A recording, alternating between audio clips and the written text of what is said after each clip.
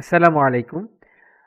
প্রিয় শিক্ষার্থী, আজকে আমরা মিডল ইস্ট, বিশেষ করে কুয়েতের যে ড্রাইভিং লাইসেন্সের পরীক্ষা পাশ করার জন্য আপনাদের কিছু গাইডলাইন দেব এবং কোন ওয়েবসাইটটি থেকে প্র্যাকটিস করলে আপনারা ভালোমতো পরীক্ষার প্রস্তুতি নিতে পারেন সেই বিষয়ে কথা বলবো। মূলত আপনাকে প্রথমত একটা ওয়েবসাইটে গিয়ে ওই পরীক্ষাটা দিতে হয় এবং প্রশ্নগুলো হয় ইংরেজিতে। তো ইংরেজিতে আপনার ড্রাইভিং রিলেটেড প্রশ্নগুলো আসবে এবং এগুলো একটার পর একটা আপনার প্রায় 10 মিনিট সময়ের মধ্যে আপনাকে 20টা প্রশ্নের অ্যান্সার দিতে হয় এবং সেক্ষেত্রে আপনার 16, 17, 18 এরকম নাম্বার পেলে মোটামুটি পাস করা যায়। সো এইটা পাস না করলে আপনি প্র্যাকটিক্যাল দেওয়ার জন্য সুযোগ পাবেন না। প্রথমে আপনাকে এই থিওরিটিক্যাল পরীক্ষাটায় পাস করতে হবে।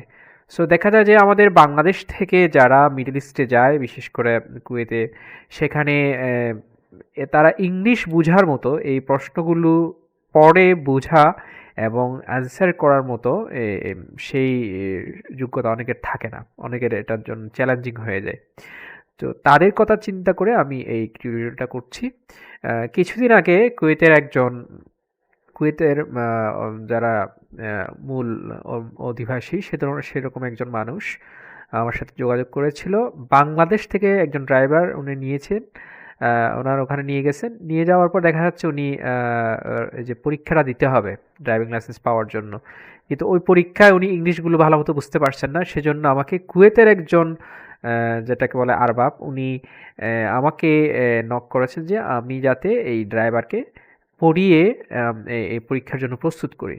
আমি ওনাকে বাংলাদেশি ওই ভাইকে আমি গাইডলাইন দিয়ে ওয়েবসাইটটা থেকে প্র্যাকটিস করে শেষ পর্যন্ত উনি পরীক্ষা দিয়েছিলেন এবং পাশ করেছেন।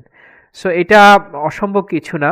যারা একেবারে কম পড়াশোনা করেছেন অথবা ইংলিশ কোনো রকম রিডিং পড়তে কষ্ট হয়, তারাও যদি সপ্তাহ 10 দিন ভালো মতো প্র্যাকটিস করেন তাহলে এটা আয়ত্তে আনা সম্ভব। এবং এটার জন্য একটু প্র্যাকটিস করতে হবে। আপনি নিজে নিজে প্র্যাকটিস করতে পারেন, অথবা যদি মনে করেন যে আপনার কষ্ট হচ্ছে, বুঝতে কষ্ট হচ্ছে, সেক্ষেত্রে যারা জানে এরকম কারো সাহায্য নিতে পারেন।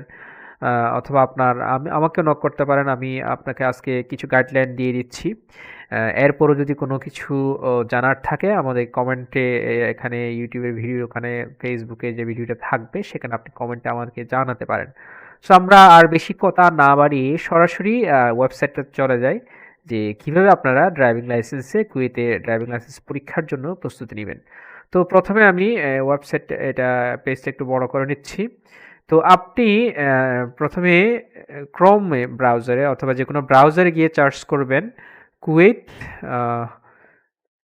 Kuwait driving driving licence test. আমি এখানে লিখলাম কুয়েত ড্রাইভিং লাইসেন্স টেস্ট।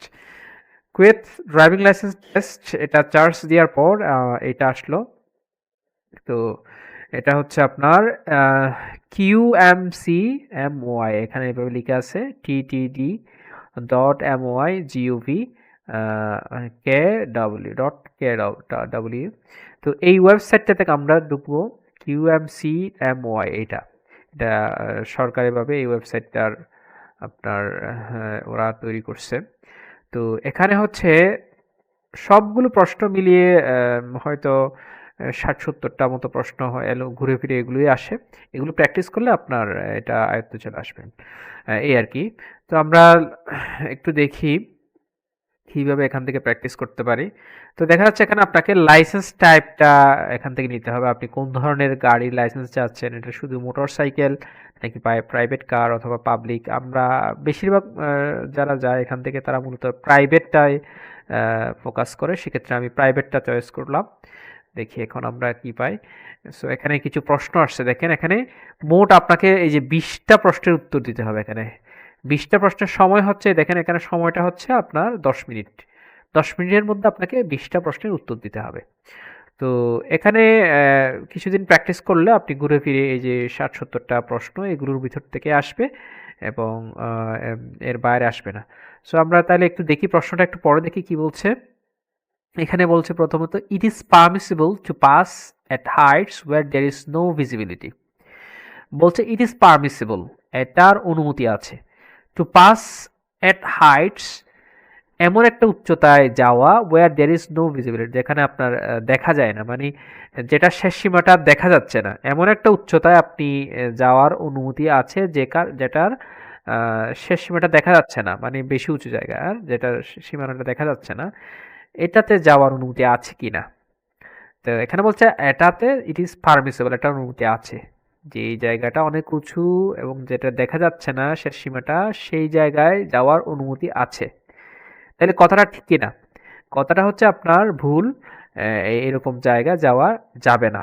তো আমরা এটাকে বলবো ফলস। আমি ফলসে ক্লিক করছি, এরপর সামনের দিকে আগাবে। দেখেন 2 নম্বর প্রশ্ন আসছে, 2 নম্বরটা একটু পরে দেখি। The driver of a vehicle, একটা গাড়ির driver who is being passed by another vehicle, যাকে আরেকটা গাড়ি পাস করে যাচ্ছে, must slow down while remaining on the right side, তাকে রাইট সাইডে থাকতে হবে প্লাস একটু স্লো করতে হবে। মানে আপনি গাড়ি চালিয়ে যাচ্ছেন, আপনার বাম পাশে আরেকটা গাড়ি আপনাকে ক্রস করে সামনে যাচ্ছে, মানে এটাকে বলে ওভারটেকিং করে সামনে যাচ্ছে। Vehicle who is being pass by another vehicle must slow down while remaining on the right side, তাকে গাড়িটা স্লো করতে হবে এবং ওই যে ডান পাশে যে আপনাকে ক্রস করে ওভারটেকিং করে সামনে যাচ্ছে তাকে যাওয়ার সুযোগটা করে দিতে হবে। তাহলে এটা সত্য কথা, এটা আমরা ট্রু বলতে পারি। জি। তারপর দেখেন এরপর বলছে road users must not abide by, road যারা ইউজ করে, রোড ব্যবহারকারী, রাস্তা ব্যবহারকারীদের মাস্ট নট অ্যাবাইড বাই, তাদের মানা উচিত নয়। অ্যাবাইড বাই মানে হচ্ছে মানা, নিয়ম মেনে চলা। মাস্ট নট অ্যাবাইড বাই, তাদের মানা উচিত নয় traffic rules and ethics, traffic নিয়মগুলো এবং নিয়ম নীতি এগুলো তাদের মানা উচিত নয়। উচিত নয় বলছে অ্যাবাইড বাই, তাহলে এই কথাটা কিন্তু ভুল, তাদের তো উচিত। এখানে বলছে মাস্ট নট অ্যাভয়েড বাই, মানা উচিত নয়, তাইলে আমি এটা ফলস দিলাম, এটা ফলস।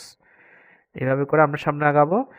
এরপরে দেখেন, এরপরে বলছে in which cases may the general department of traffic reject settlement agreement, in which cases কোন ক্ষেত্রে, কোন ক্ষেত্রে may the general department of traffic, এটা একটা ট্রাফিক আপনার কুয়েতের একটা ডিপার্টমেন্টের নাম, মানে বিভাগের নাম, যেখানে আপনার ট্রাফিকের বিষয়গুলো দেখাশোনা করা হয়। General department of traffic reject, কোন ক্ষেত্রে জেনারেল ট্রাফিক ডিপার্টমেন্ট রিজেক্ট করতে পারে, মানে ফিরিয়ে দিতে পারে সেটেলমেন্ট এগ্রিমেন্ট, নাকচ করতে পারে সেটেলমেন্ট এগ্রিমেন্ট, যেটার একটা একটা সেটেলমেন্ট এগ্রিমেন্ট মানে একটা চুক্তি হয়েছে, এটাকে আপনার রিজেক্ট কখন করতে পারে, বাতিল করে দিতে পারে।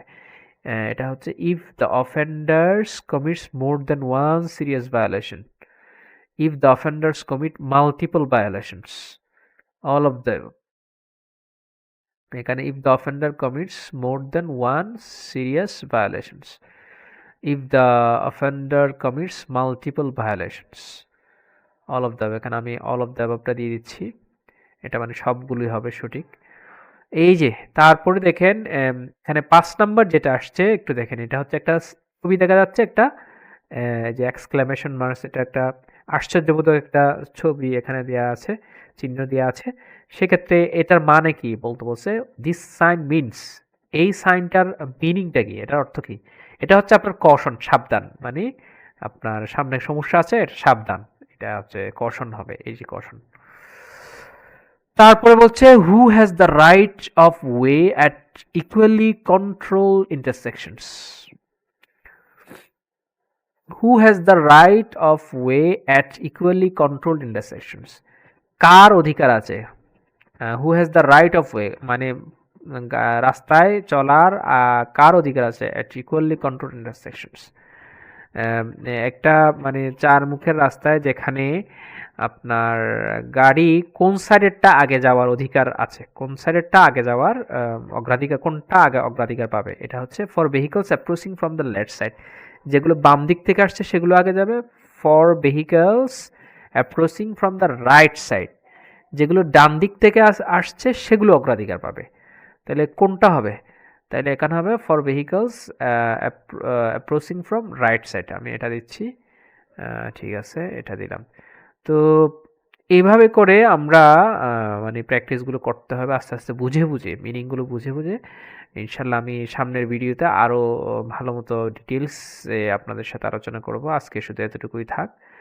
তো আপনারা প্র্যাকটিস করতে থাকেন এবং কখনো যদি সমস্যা হয়, কোনো জায়গায় না বুঝলে আমাকে মেসেজ করতে পারেন। ইনশাআল্লাহ I'll try to help. আসসালামু আলাইকুম। ভালো থাকবেন সবাই।